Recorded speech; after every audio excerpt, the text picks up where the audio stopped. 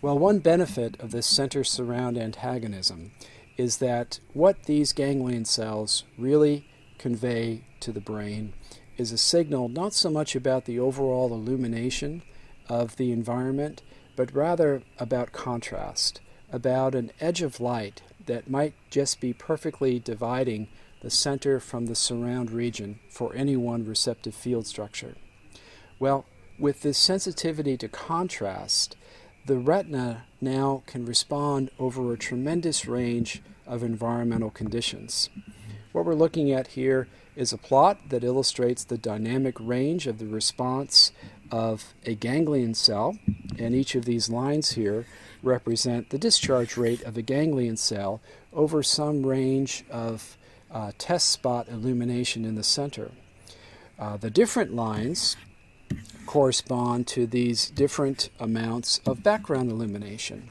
And the point here is that a ganglion cell can respond to more than 6 log units of illumination, depending upon the amount of contrast that's present between the center and the surround. This allows vision to happen under a remarkably broad range of environmental conditions. Just as I've been speaking to you in this tutorial, the sun has set and the environmental conditions are much less bright now than they were at the start of this tutorial. Believe it or not, if I were to look at a piece of print, the light reflected from the white paper would be less than the light reflected from the dark print at the start of this tutorial. So what appeared to be dark when the sun was still up still looks dark to me now, even though the amount of light that's being reflected is actually considerably less. And similarly, the white paper still looks white, even though it's now dusky and the sun is going down. So that's just one example of the functions that are illustrated here in this curve, where what our retinas are really conveying to the brain is contrast, defined by edges of light and shadow. Well, I want to show you one example of this, and for this I'm going to pause just a moment and navigate over to the website of a good colleague of mine and friend and mentor, Dr. Dale Purvis, who has one of the best websites that pertains to any field of science available on the World Wide Web. And I would invite you to navigate there yourself. His website is purvislab.net. Well, I've just landed on the website of Dr. Dale Purvis, who you'll recognize as being the senior author and senior editor of the textbook that I've been referring to.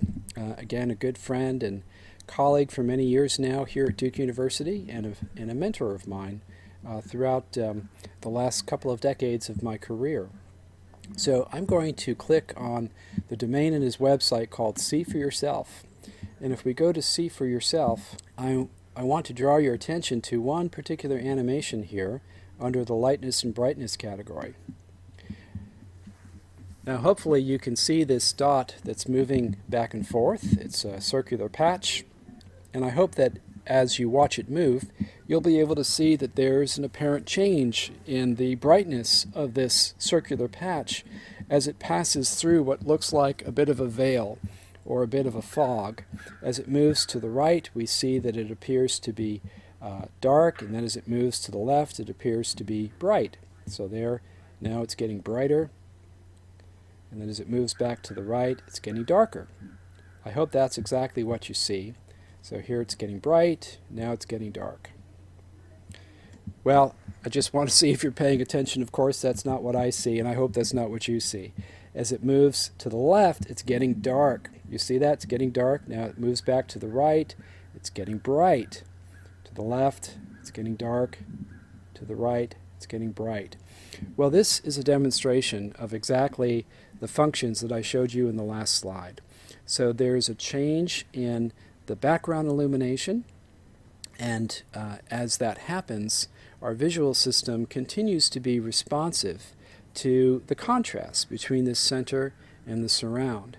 Now, if you read a little bit more about what Dr. Purvis has to say about this demonstration, he'll tell you that the physiology of retinal ganglion cells just can't possibly explain this phenomenon. There must be something deeper in how these signals are processed in the brain that gives rise to this percept. And he very well may be correct about that. But all of this begins in the retina, and the physiology of the receptive fields of the ganglion cells has much to say about our ability to detect this patch of gray as it moves across this background illumination. Now, in case any of you have doubted whether this is actually a gray spot, this website has this nice little interactive feature.